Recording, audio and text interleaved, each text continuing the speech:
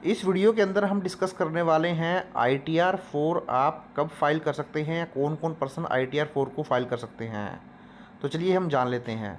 ITR 4 form को सुगम form भी बोला जाता है, जो कि यूज़ किया जाता है ऐसे पर्सन्स के द्वारा जो कि बिज़नेस करते हैं या फिर प्रोफेशनल हैं, और वो बिज़नेस या प्रोफेशनल जो है स्मॉल बिज़नेस या स्मॉल प्रोफेशनल की कैटेगरी में आते हैं।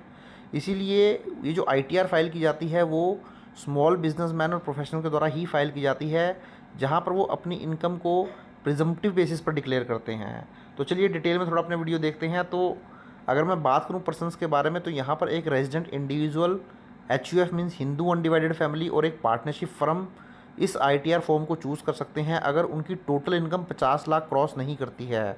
अब जब हम इनकम की बात करेंगे तो इनकम में कवर हो जाती है presumptive income 44AD and 44AE।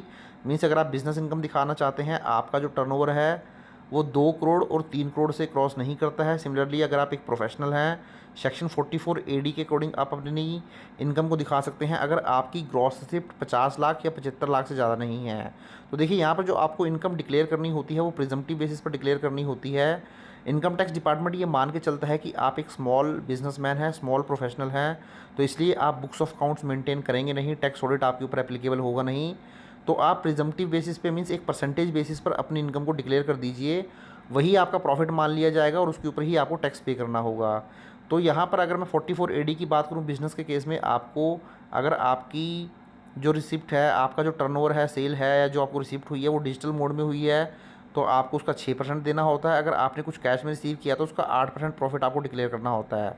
अगर मैं प्रोफेशनल्स की बात करूँ तो वहाँ पर जो डिक्लेयर करना होता है वो आपको मिनिमम 50% प्रॉफिट डिक्लेयर करना होता है अपनी ग्रॉस रिसिप्ट का।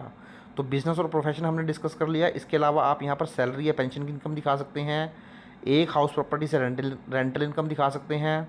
अदर सोर्सेज़ की अगर मैं बात करूँ तो कोई इंटरेस्ट की इनकम है, डिविडेंड की इनकम है, वो दिखा सकते हैं। लेकिन यहाँ पर आप lottery, horse races, winning, online gaming, इनकी इनकम नहीं दिखा पाएंगे, क्रिप्टो वगैरह। उसके अलावा आप यहाँ पर शेयर या म्यूचुअल फंड सेल करते हैं तो वहाँ से होने वाला लॉन्ग टर्म कैपिटल गेन अगर 1,25,000 रुपये से ज़्यादा नहीं है तो वो भी यहाँ पर कवर हो जाएगा। और एग्रीकल्चर इनकम जो है आपकी 5,000 रुपये से ज़्यादा नहीं होनी चाहिए। तो ये सारी ही इनकम आप दिखा सकते हैं और सारी ही इनकम मिला के 50 लाख क्रॉस नहीं करनी चाहिए अगर आप एक रेजिडेंट इंडिविजुअल हैं, हिंदू अनडिवाइडेड फैमिली हैं या फिर पार्टनरशिप फर्म है। अब हम देख लेते हैं कि आप ITR 4 कब फाइल नहीं कर पाएंगे। तो देखिए अगर आपकी टोटल इनकम 50 लाख क्रॉस कर जाती है तो फिर आप ITR 4 फाइल नहीं करेंगे।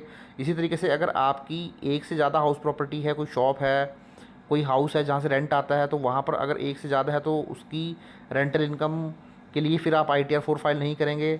आपकी कोई फॉरेन एसेट है, आपकी कोई फॉरेन इनकम है, आप एक नॉन रेजिडेंट इंडियन हैं, आप किसी कंपनी में डायरेक्टर हैं, आपने अनलिस्टेड शेयर सेल किए हैं, कोई डेफर्ड ESOPs टैक्स आपको पे करना है, या फिर आप कैरी फॉरवर्ड करना चाहते हैं लॉसेस को, तो उसके लिए फिर ITR 4 एप्लीकेबल नहीं होगी।